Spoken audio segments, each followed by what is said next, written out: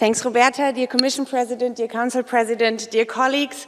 What a world we are living in. I was born 2 years before the fall of the Berlin Wall, and I must admit to you that when I grew up, and you can call me naive, I somehow thought that, democracies on this world would become more numerous just with time, and that there would be a basic understanding between these democracies that we would cooperate with each other on fair terms, with a sincere agreement that we are stronger together, that we work together, and that we base our conflicts on facts and try to find compromise between each other, not only to better the lives of the citizens living in our respective countries, but to better the lives of everyone living on this continent.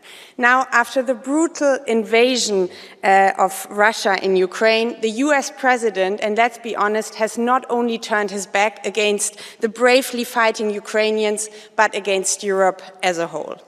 And I take note of the fact that the loudly cheering of the far right that we heard when Trump was elected has significantly calmed down over the past weeks, because it has become far too obvious what Donald Trump in the White House means for European citizens. He's not only attacking our and actually his own economy by imposing unfair tariffs, but he's attacking our democracies by attacking our sovereignty and decisions that have sovereignly been taken also here in this House. Now, incoherence of the far right, colleagues, that is no surprise to me.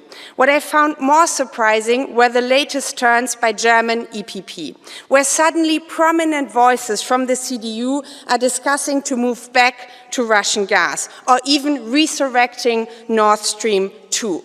Colleagues, what a grave mistake that would be. In a world where we have Donald Trump on the one side and Vladimir Putin on the other side, we have only one way to survive as Europeans, and that is to stand strong together.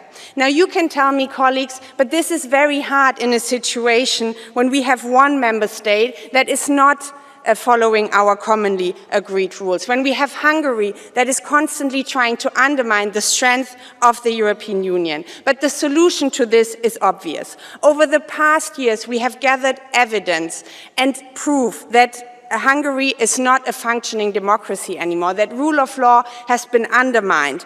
And so the Article 7 procedure is long, long overdue. What else needs to happen? Viktor Orban is attacking the very foundation of his own democracy and of our union. Let's finalize the Article 7 procedure, take away voting and veto rights from Orban to protect Hungarian citizens, to protect Hungarian democracy, but also to fight for a strong and sovereign European Union. Thank you very much. Thank you. Now the co-chair of the Left Group, Mano Aubry.